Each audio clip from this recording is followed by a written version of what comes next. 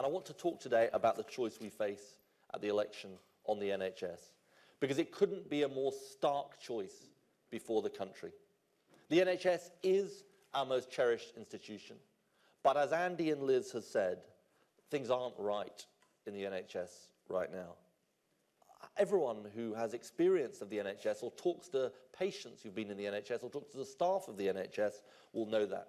The staff do a brilliant work in the health service, but they've had to struggle in the face of growing pressures over the last 5 years. And I believe the verdict on the last 5 years is in. The Independent King's Fund called the government's reforms damaging and distracting. That top-down reorganisation that David Cameron promised would never happen, and then he broke his promise. It is a major cause of the problems we now see.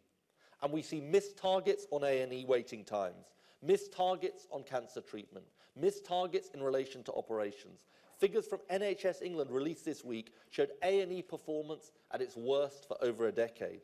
A letter from more than 100 senior health professionals says this government has left the NHS weaker than at any time in its history. We've even seen people queuing out the doors of their GP surgeries. We've got ambulances backed up outside hospitals because A&E is overflowing. And we even saw this year a hospital forced to put up a treatment tent in a car park.